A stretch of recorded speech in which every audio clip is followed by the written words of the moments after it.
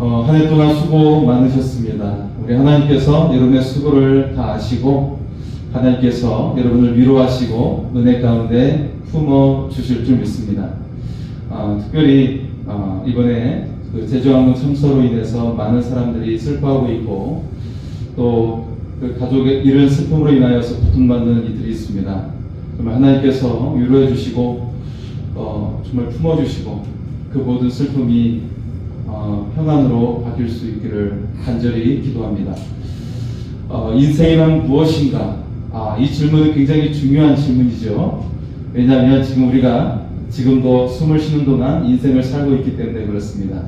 그리고 지금 우리는 이 시점에서 2024년도를 보내고 2025년도를 이제 곧 맞이하게 됩니다. 때문에 인생이란 무엇인가? 이 질문은 굉장히 중요한 질문이 될 수가 있겠는데요. 자, 여기에 우리는 답을 내야 한 해를 잘 마무리하고 새로운 해를 맞이할 수가 있게 될 것이라고 생각합니다. 톨스토이의 책 참여록에 보면 인생이란 무엇인지에 대해서 굉장히 실감나게 표현한 대목이 등장을 하고 있어요. 자, 이게 이야기식으로 되어 있는데요. 한 날은 내가 광야를 지나가고 있습니다. 굉장히 갈증이 나고 또 위험한 광야를 지나고 있어요.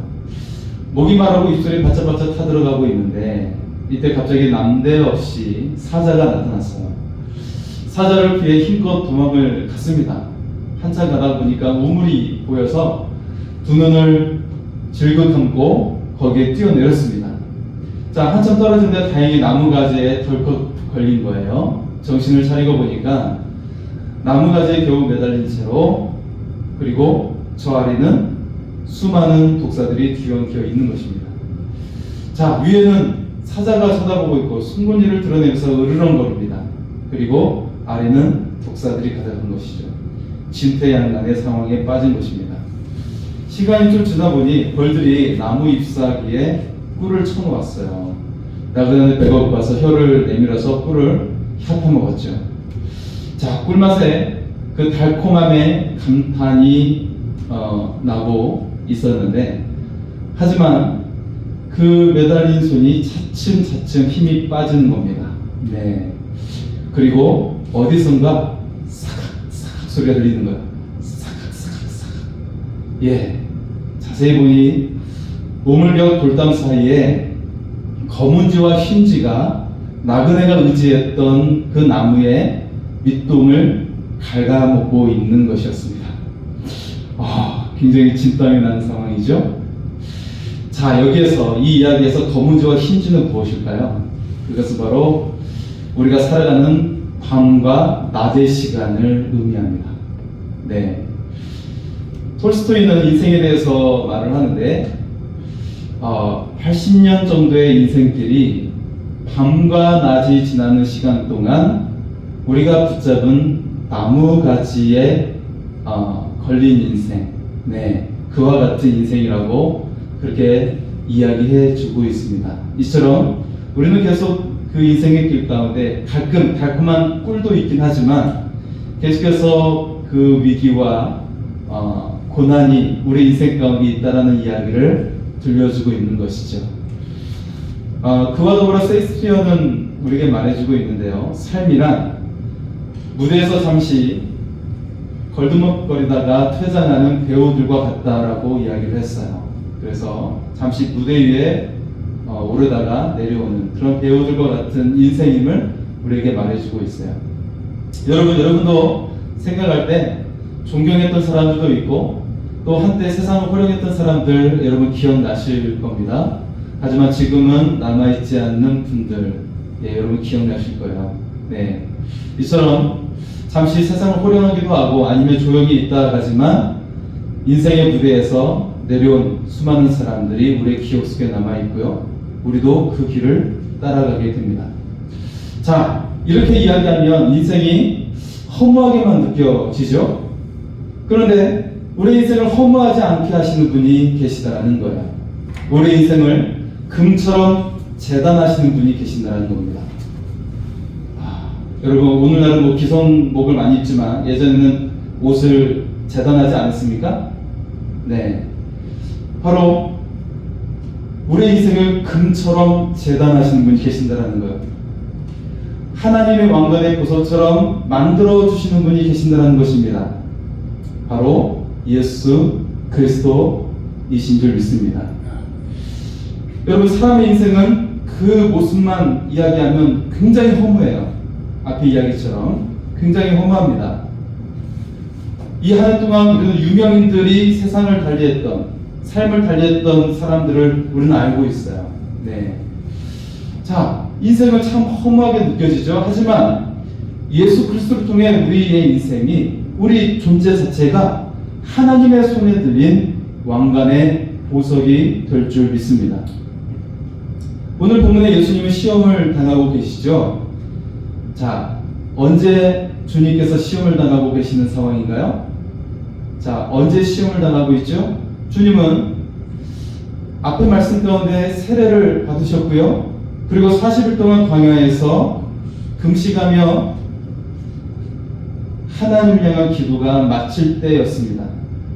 자, 그러니까 지금 이 상황은 사실은 예수님이 가장 성령이 충만하고 은혜가 충만할 때였다라는 것이죠. 자, 이 말씀은 우리에게 주는 메시지가 있는데, 그것은 시험은 언제든지 우리에게 올 수가 있다라는 거예요.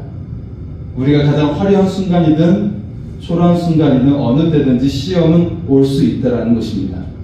시험은 우리가 힘들 때도 오고요, 행복할 때도 옵니다. 영적으로 충만할 때도 오고요, 시험은 언제든지 우리에게 올 수가 있다라는 것입니다. 중요한 것은 모든 상황에서 우리의 인생의 시선을 어디에 둘 것인가, 이것이 굉장히 중요하다는 것입니다. 내가 행복한 순간이든 어려운 순간이든 모든 순간에 시험이 오게 되는데 우리의 시선을 어디에 둘 것인가, 이것이 굉장히 중요하다는 것입니다. 우리는 우리의 인생의 시선은 하나님께 둘 수 있기를 소원합니다. 이렇게 우리가 우리의 인생의 시선을 하나님께 둘 때 승리하는 인생이 되어 나오게 될 줄 믿습니다. 우리 주님께서도 지금 사탄에게 시험 당하는 순간에도 하나님께 두고 있고, 그리고 앞에서 세례를 받을 때도 하나님께 두고 있으니까 하나님께서 음성을 들려주시기를 이는 내 사랑하는 아들이요 내 기뻐하는 자라 라고 말씀하셨습니다. 그런데 그 음성이 세례를 받을 때만이 아니라 지금 사탄이 시험 주고 있는 상황에서도 주님은 그 음성을 분명하게 기억하고 있다는 것이죠. 그 속에서 사탄의 유혹에 휩싸이지 않고 그 시험을 이겨내셨다는 것입니다. 여러분, 우리의 모든 인생의 순간에 우리의 시선을 하나님께 둘 수 있기를 소원합니다. 우리가 그렇게 될 때 하나님의 손에 들린 왕관의 보석과 같은 삶이 될 줄 믿습니다. 자, 예수님은 시험에서 승리하셨습니다. 마귀는 세 가지 방법으로 예수님을 유혹하게 되는데, 자, 이것을 통해서 했던 마귀의 의도는 하나님의 뜻을 이루지 못하도록 하기 위해서였어요. 예수님이 하나님의 뜻을 이루지 못하도록 하기 위해서 그렇게 시험한 거였습니다. 여러분, 우리에게도 시험이 오게 되는데 그 시험은 우리가 하나님의 뜻을 하지 못하도록 하기 위해 그 시험이 우리에게 다가오게 됩니다. 자, 먼저 먹는 문제, 곧 육체적인 시험이 예수님께 왔습니다. 3절에 마귀가 말을 하죠. 내가 만약 하나님의 아들이거든. 자, 마귀는 예수님이 하나님의 아들인 것을 알았어요. 오히려 이것을 통해 하나님의 어떤 제 아들로서 능력을 나타내보라고 그렇게 시험을 걸고 있습니다. 자, 이렇게 말을 하고 있죠. 40일 동안 금식해서 배가 무척 고플 거 아니냐. 하나님께 여쭤보지 말고 세례도 받았으니 이제는 그 능력을 발휘해봐라. 이 돌로 떡을 만들어 보아. 그리고 한번 먹어봐. 이렇게 시험을 하고 있어요. 이것을 통해 네가 세상의 왕인 것을 증명해봐 라고 그렇게 시험하고 있는 것이죠. 자, 이 시험을 통해 예수님으로 하여금 자기 교만에 빠지게 하려는 것입니다. 여러분, 사실 예수님의 모든 삶의 그 내용을 보면 예수님께서 제자들과 함께 하시고 또 복음을 증거하시고 십자가에 달리시고 죽음에 이르기까지 그리고 부활하는 그 순간까지 하셨던 그런 모든 일련의 과정은 무엇을 통해서였습니까? 스스로가 아니라 자기 고만에 빠져서가 아니라 하나님을 의지함으로 했다라는 것입니다. 예수님조차도 그 모든 순간이 하나님을 의지함으로 했다라는 것이죠. 이로써 사단은 예수님이 자기 교만에 빠져서 하나님을 의지하지 않고 자기 능력을 의지하게끔 그렇게 시험을 했다라는 것입니다. 자, 이 속에서 우리는 떠오르는 또 다른 장면이 있는데요. 그것은 출애굽하는 이스라엘 백성입니다. 이스라엘 백성들이 광야에서 굶주리자 하나님께 원망을 했죠. 그래서 그들에게 일용할 양식인 만나를 내려 주십니다. 이것을 통해서 그들이 하나님을 의지하는지 가르치고자 하셨던 거예요. 하지만 그들은 욕심을 부렸고 많이 거둬들이려고 했어요. 하나님은 더 많이 거둬들인 그 양식을 다 썩어버리게 만들고 오직 일용할 양식만 거두게 하셨어요. 자, 내일 일을 주관하시는 하나님 말씀을 철저히 따르도록 하기 위해서 이처럼 그들에게 일용할 양식을 베풀어 주신 것입니다. 그런데 자, 예수님은 어떻게 시험을 이기셨습니까? 육체의 연약함 때문에 하나님을 불평하지 않으셨어요. 지금 40일 동안 금식한 상황이지만 그 연약함으로 인해서 하나님께 불평하지 않으셨죠. 자신을 유혹하는 마귀에게 능력을 애써 보이지도 않으셨습니다. 오직 오래전 광야에서 시험 당했을 때 하셨던 말씀인 사람이 떡으로만 살 것이 아니요 하나님의 입으로 나오는 모든 말씀으로 살 것이니라. 이 말씀을 인용해서 주님은 시험을 이기셨습니다. 예수님은 하나님의 말씀으로 마귀를 물리치셨어요. 백성들은 시험 당했을 때 먹을 것을 요구하여 허기진 배를 채우고자 했죠. 하지만 그들 대부분은 약속의 땅에 들어가지 못하고 광야에서 죽고 말았습니다. 그러나 예수님은 떡을 거절하시고 마귀의 유혹을 물리치시면서 생명의 떡이 되셨습니다. 자, 마귀는 포기하지 않고 이번에는 영적인 유혹으로 다가왔어요. 예수님을 성경 꼭대기에 세우는 겁니다. 그리고 말하죠. 네가 하나님의 아들이니 이 높은 곳에서 뛰어내려보라.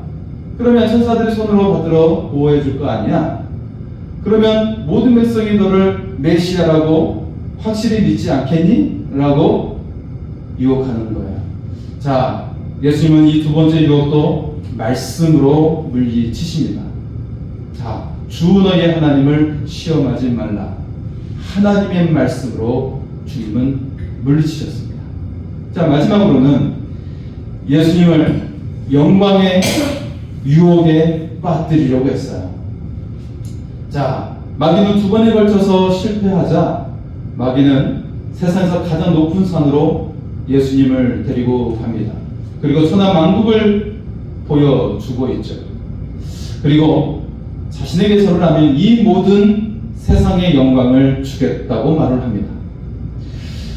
자, 이제 마귀는 말로만 하지 않고 눈에 보이는 영광의 유혹을 통해서 유혹하고 있습니다. 자, 눈에 보이는 유혹은 굉장히 무서운 유혹이 되는 것이죠. 사람은 누구든지 자기 이름을 널리 알리고 싶어하고 또 자신의 삶이 영광스러워지기를 원하고 있어요. 아담과 하와가 시험당했을 때도 육체의 정욕, 안목의 정욕, 이생의 자랑으로 인해서 그들이 시험에 빠지고 말았습니다. 자, 우리에게는 다만 그것을 물리치느냐 아니면 넘어지느냐일 뿐인 것을 볼 수가 있죠. 그걸 물리치면 사는 것이고 그것에 빠지면 죽고 망하는 것입니다. 여러분, 절 한번 해서 세상을 다 가질 수 있을까요? 결코 그럴 수 없습니다. 그것은 거짓말이죠. 사단이 거짓말로 예수님을 속이려고 했던 것입니다. 자, 마귀에게 만약에 절하게 된다면 그 순간 완전히 마귀에게 꿰게 되는 것이죠. 만약 예수님께서 마귀에게 절하여 세상 영광을 다 얻었다면 십자가의 죽음은 없었을 것입니다. 그렇다면 부활의 영광도 오지 못하게 되는 것이죠. 결코 고난이 없는 영광은 없다라는 것입니다.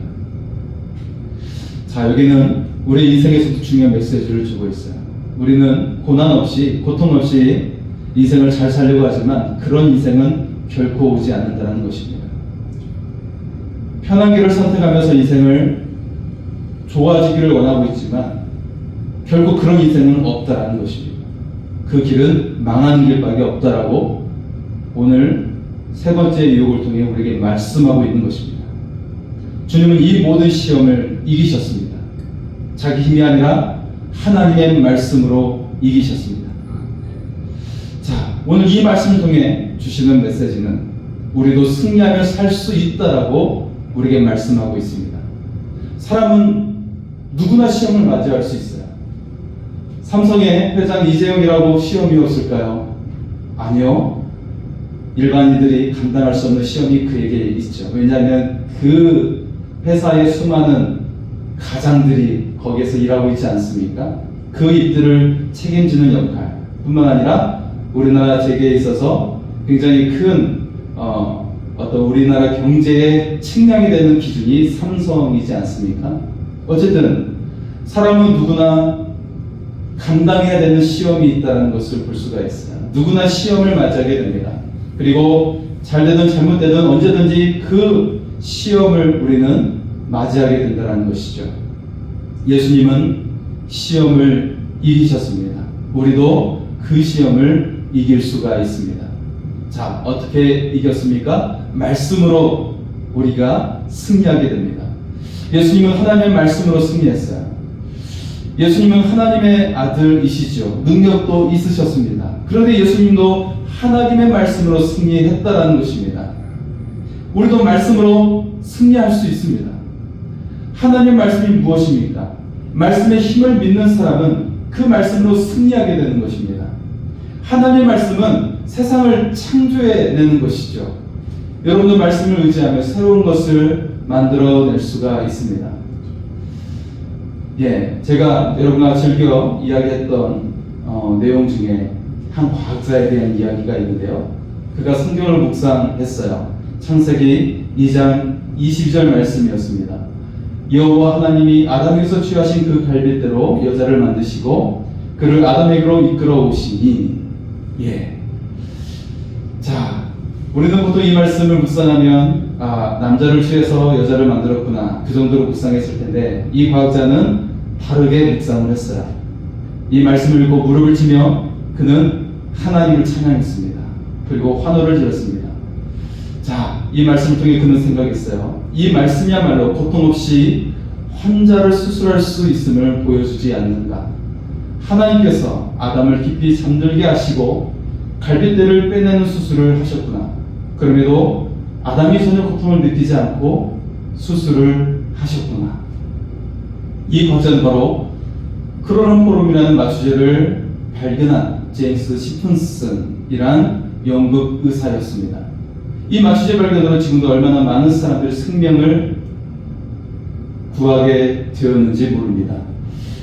여러분, 성경을 통해 새로운 것을 창조해낼 수 있습니다. 뿐만 아니라 여러분의 삶도 새롭게 창조해낼 수 있는 것입니다. 이전에 내가 이렇게 살았다 할지라도 여러분, 새로운 해 주의 말씀의 능력 가운데 새로운 삶으로 창조되어 나오게 될 줄 믿습니다. 지금까지 실패했다면, 지금까지 괴로웠다면, 지금까지 나약한 존재로 알고 있었다면 여러분, 말씀의 능력으로 새롭게 창조된 새해를 살아갈 수 있기를 소원합니다. 이것이 바로 말씀의 힘입니다. 여러분의 삶에 오는 유혹의 문제, 시험의 문제, 고통의 문제도 이길 수가 있습니다. 이것이 우리를 굴복하지 못합니다. 이 모든 것을 이기고 전혀 새로운 삶으로 우리는 만들어갈 수 있습니다. 하나님의 말씀을 의지하며 승리할 수 있기를 바랍니다. 새로운 창조의 삶을 살아갈 수 있기를 소원합니다. 그리고 하나님의 사랑으로 승리한다는 것입니다. 우리는 하나님의 말씀으로 승리할 수 있어요. 하지만 그 말씀을 모두 아는 것은 어려운 일이죠. 하나님은 모세를 통해 십계명을 주셨죠. 그런데 랍비들은 율법을 세분화하면서 그래서 613개의 조항을 만들었습니다. 여러분 613개의 조항 여러분 다 기억할 수 있겠습니까? 이것을 엄격하게 그들은 지켰어요. 자, 어떻게 이 수많은 말씀을 지켜낼 수 있을까요? 그렇지만 쉬운 방법이 있습니다. 그것은 바로 하나님을 사랑하면 된다는 것이죠. 자, 제가 반복해서 여러분과 말씀드린 내용인데요. 사랑하는 연인이 있어요. 사랑하는 사람에 대해 열심히 공부하고 암기하고 그렇게 해서 학습을 합니까?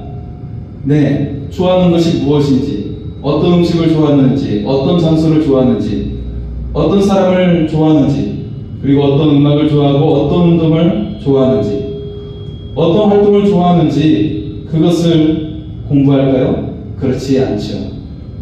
그것을 공부하는 것이 아니라 사랑하면 알게 되는 것입니다. 사랑하면 닮게 되는 것입니다. 그래서 더욱더 그 관계가 깊어지는 것입니다. 여러분 공부도 마찬가지입니다. 수학이 어렵지만 수학을 한번 사랑해보면 달라집니다. 국어를 사랑하면 그것도 달라지는 것입니다. 그래서 내가 아는 분야에 대해서, 알고자 하는 분야에 대해서 사랑하게 되면 달라지는 거예요.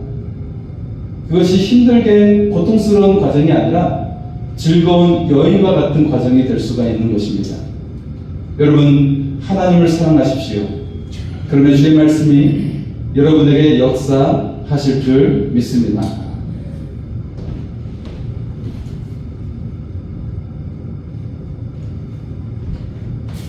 예, 스피커가 좀 이상이 있는 것 같아요. 자, 그리고 세 번째는 이웃사랑으로 승리한다는 것입니다. 사람은 누구나 시험이 올 수가 있어요. 아무리 부유해도 불행할 수가 있어요. 아무리 건강해도 유혹이 올 수가 있습니다. 아무리 유명해도 우울해질 수가 있어요. 아니, 더 우울증이 올 수 있다라고 이야기합니다. 왜냐하면 그 무대 밖으로 벗어난 그 삶이 너무나도 공허감이 그만큼 크게 밀려오게 된다는 거예요. 그래서 더 우울함이 오게 된다라고 이야기합니다. 그런데 이 모든 것을 이기는 비결이 있습니다. 주님의 말씀대로 이웃을 사랑하는 것입니다. 내 주변의 이웃을 사랑하는 것입니다. 이것이 그냥 상투적인 말 같지만 실제로 어려운 사람을 한 사람 돕고 만나고 또 돕고 천사 같은 그 역할을 하면 정말 그 속에, 그 마음속에 천사가 임하게 되는 거예요. 감동이 임하게 되는 거예요. 생명의 소중함이 그 속에 임하게 되는 거예요. 감동이 임하게 되는 거예요.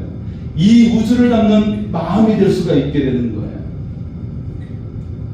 여러분, 많은 돈을 들이지 않고도 우리는 한 사람 두 사람을 도울 수가 있습니다. 그리고 여러분은 그것을 통해 행복을 얻게 될 것입니다. 온 세상을 얻는 기쁨을 얻게 될 것입니다. 자, 마지막은 항상 승리하며 은혜로 넘치는 삶을 살 수 있다는 것입니다. 자, 약속의 말씀을 나의 말씀을 믿으며 살아가면 우리는 항상 승리하고 은혜로운 삶을 살아갈 수가 있습니다. 하나님의 말씀대로 믿으며 항상 승리하며 살 수가 있는 거예요. 그런 사람에게는 슬럼프라는 것이 없어요.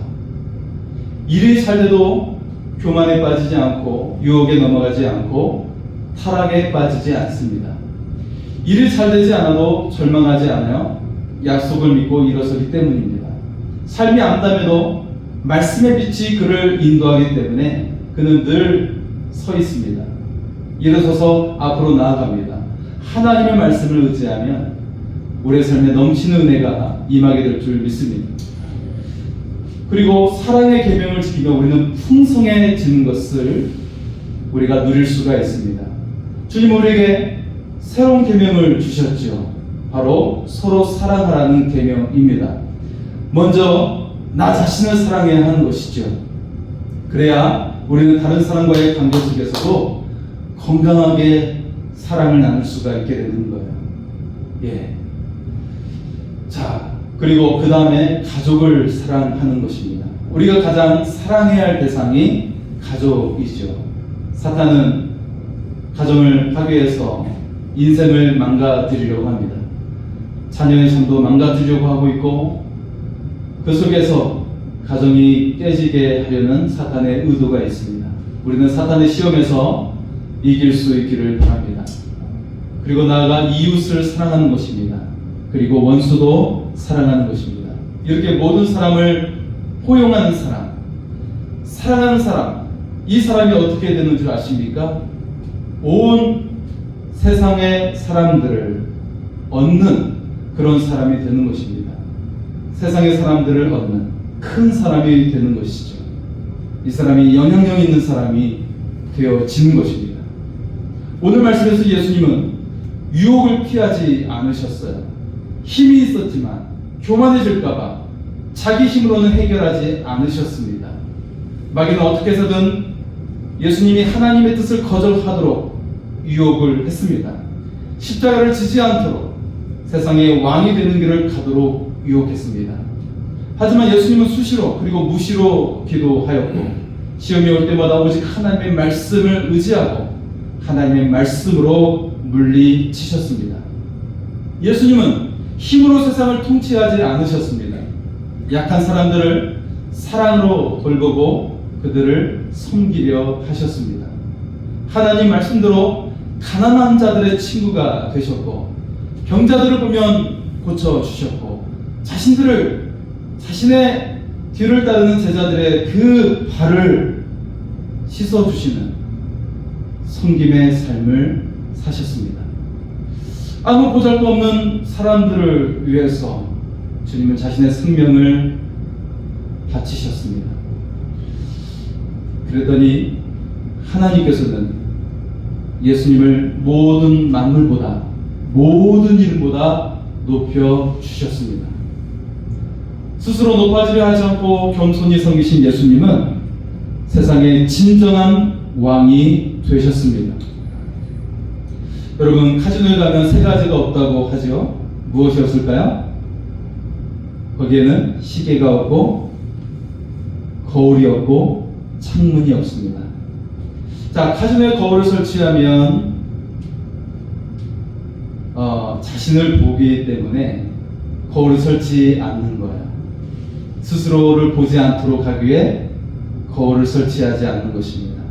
그리고 시계를 볼 수 없게 만들어 시간 가는 줄 모르고 그 게임에 빠져들게 합니다. 그를 망하는 길로 추락시키고 있는 것입니다.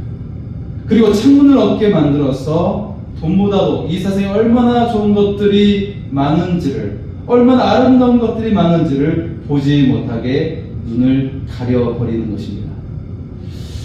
여러분, 우리 인생도 마찬가지입니다. 내 인생의 거울과 그리고 시계와 그리고 창문을 바라보지 않고 살아간다면 지금 내 모습이 어떠한지, 지금 내 상태가 어떠한지 우리는 헤어나지 못하고 그냥 그 속에 묻혀서 그렇게 초라하게 살게 되는 것입니다.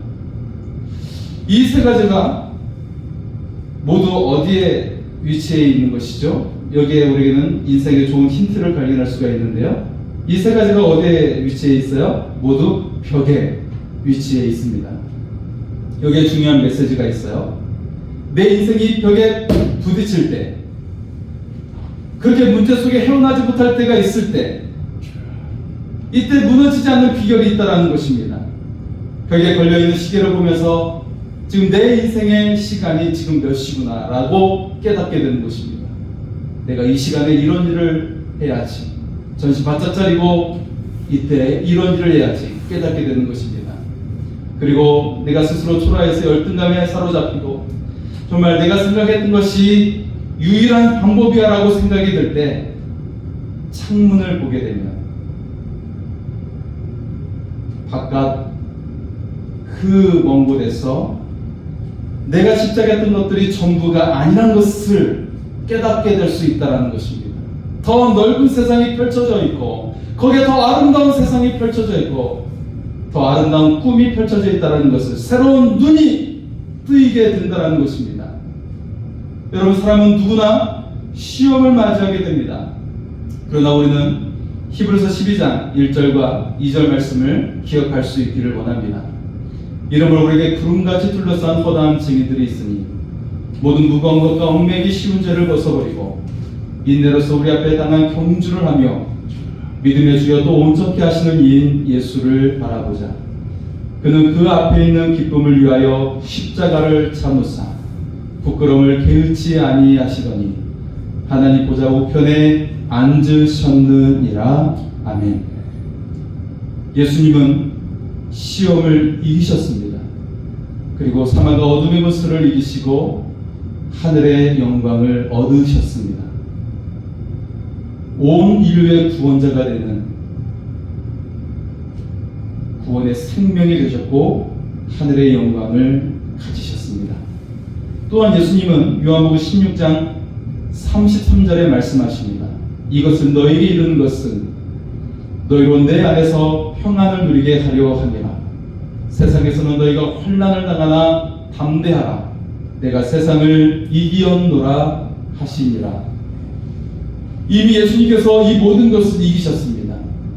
신앙인의 싸움은 이미 예수님께서 이기신 싸움을 가지고 함께 이기며 살아가는 것입니다. 이미 승리하신 그 싸움으로 우리는 승리하며 나아가는 것입니다. 다시 말해서 우리의 싸움은 이겨놓고 하는 싸움입니다. 우리가 새해를 맞이하게 됩니다. 여러분, 새해 이미 축복이 예비되었습니다. 그것을 가지고 살아가는 것은 우리의 자세에 달려있고 우리의 시선에 달려있는 것입니다.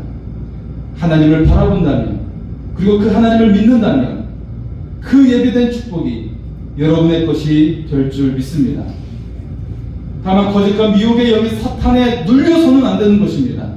그는 거짓의 영으로 말미암아 우리에게 거짓된 속삭임을 들려주게 되고 미혹 가운데 빠지게 하는 것입니다. 오직 주의 약속과 그 말씀을 가지고 승리할 수 있기를 소원합니다. 하나님의 말씀 안에서 항상 승리하게 될 것입니다. 그리고 더 풍성함을 얻게 될 줄 믿습니다.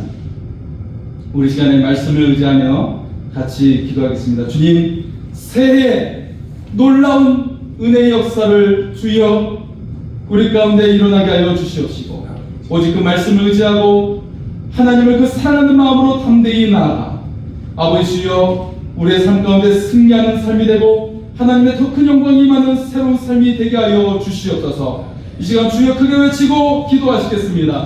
주여 은혜와 자비로 인도하여 주시옵소서.